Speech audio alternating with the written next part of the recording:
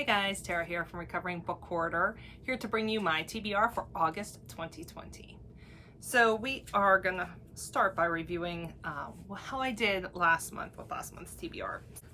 So this was my official TBR for last month, and I read everything here with the exception of All the Ever Afters by Danielle Teller. And my punishment for myself is that if I don't finish a book that was on my official TBR, then I have to unhaul it at the end of the month. And to be honest, I did read like 3 chapters of this, was not super excited about those 3 chapters, and then skimmed through a little bit, and I'm just not even upset about having to get rid of it. So all right, so we did good this past month here. I will talk about these in my official wrap-up. TBR for August. We are going to, okay, so I've created a couple of wheels. So I have my TBR wheel that has all of my, like a ton of prompts on them, which we're going to spin 5 times. Then I have also created a wheel that has specific books on them. So one of the wheels is my 20 and 2020 reading list, and so I have put the books that are remaining on that wheel, and then my 20 Christian and 2020, I put the remaining books on its own wheel. And then I also created a wheel for books I want to borrow from the library, so we're going to spin that as well. And then I have a couple of other books that I know I need to read too, so we'll hit those at the end. Okay, so here we go. Spin 1.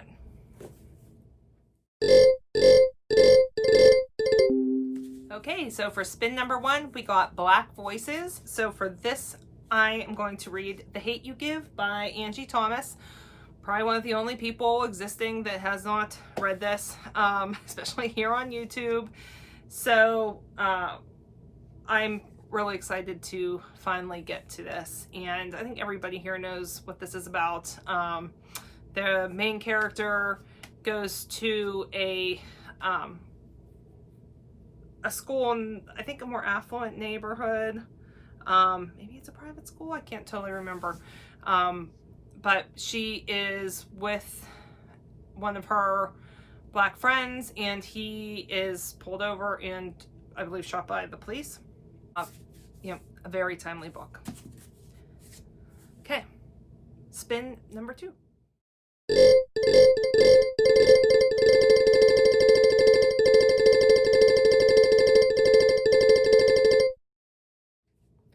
All right, so for spin number 2, we got Humor. And for that, I am going to read Adulting: How to Become a Grown-Up in 535 Easy-ish Steps by Kelly Williams Brown. So this has been on my shelf for a long time now. And this is all about how to become an adult, no matter what age that you are. And I don't know about you guys, but I am 39 years old, and I certainly still don't always feel like an adult, or that I'm all that great at adulting. So hopefully this is as funny as I think it's going to be, and yeah, looking forward to that one. Okay, spin number 3.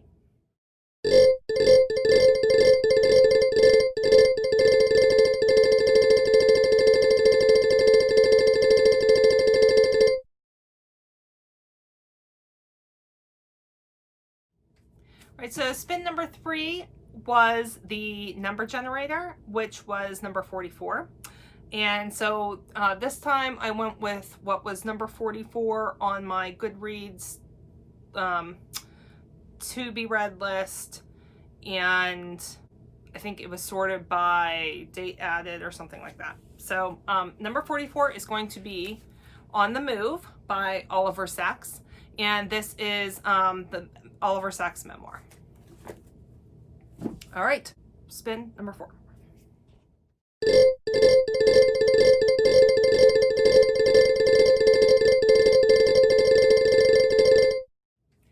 Okay, so spin number 4 is an intimidating read, and this could be really anything. It can be just something that I find intimidating for whatever reason. So I have chosen Kindred by Octavia Butler, and it's not that it's long. It's not the reason it's intimidating, but the subject matter I find intimidating. So it's a woman from the modern day. She's 26 years old, and she gets transported back into slavery in a plantation. And this happens over and over again. And each time she goes, each time she's transported, it lasts longer and more happens. So here's the reason. Listen to some of these blurbs. This is why this is an intimidating read. Okay. One cannot finish Kindred without feeling changed. It is a shattering work of art with much to say about love, hate, slavery, and racial dilemmas then and now. That's Sam Frank from the Los Angeles Herald-Examiner. In Kindred, Octavia Butler creates a road for the impossible and a balm for the unbearable. It is everything that literature of science fiction can be. That's from Walter Mosley. Truly terrifying. A book you'll find hard to put down, from Essence. So to me, it just sounds intimidating. I've had it for a long time. It sounds so good, but it is, to me, an intimidating read. So we will see. All right, and our last spin on the prompt wheel, spin number 5.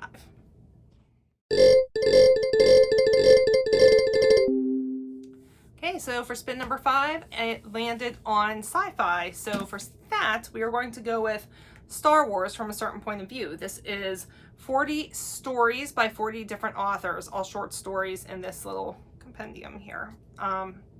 So yeah, I think I picked this up last year right after it came out, and have not gotten around to it yet, so going to do that this month. All right, now we are going to do the spin from my 20 Christian books in 2020.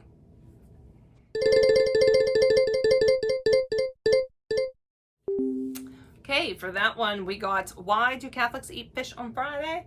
The Catholic Origin to Just About Everything by Michael P. Foley. And it is exactly what it sounds like. Okay, now we are going to do my 20 and 2020 wheel. Okay, so for this one, we got Baby of the Family by Maura Roosevelt. And this is a family drama. There is a very wealthy family. The patriarch, who has had several marriages, dies and leaves everything to his youngest son, and nobody can find him. And I think there was also, they were estranged, and there's a lot of drama and all of that. So I adore family dramas, and I really, really hope this lives up to what I hope it will. Okay, now... actually, I forgot. I have one more wheel too that I created, and that is my series completion wheel. So it has all the series I'm in the middle of right now that have several books to them, or that they're all out, and I need to work on finishing them. So yeah, that's going to be the spin that you're about to see.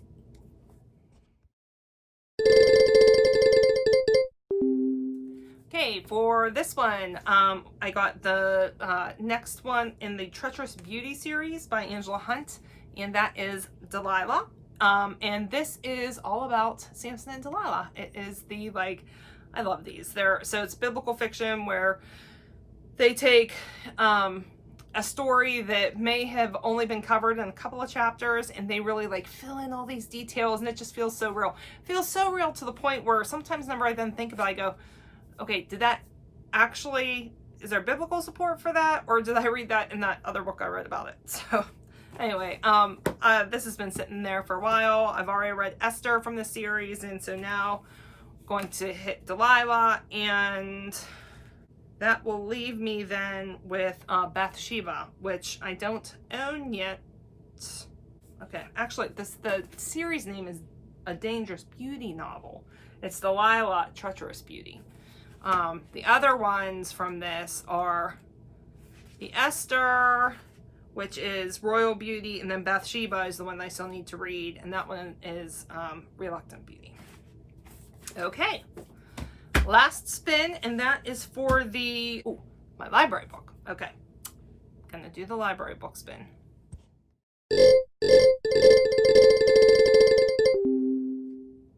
Okay, so the library book that I'll be reading this month is The Glass Hotel by Emily St. John Mandel. She wrote the, what was it called?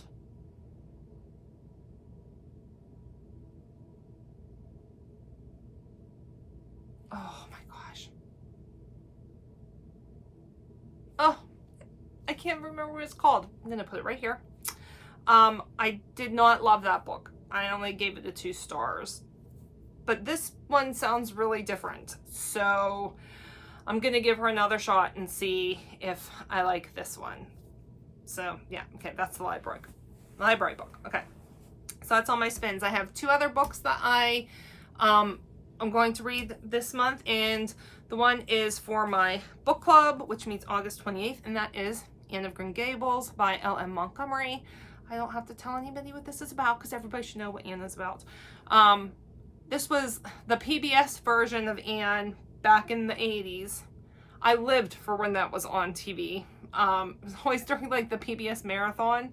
So there was all these, when they were doing their fundraising drives, there was all these in between. They would stop and I'd have to watch them plead for funds. But I absolutely adored that Anne of Green Gables. I don't care for Anne with an E.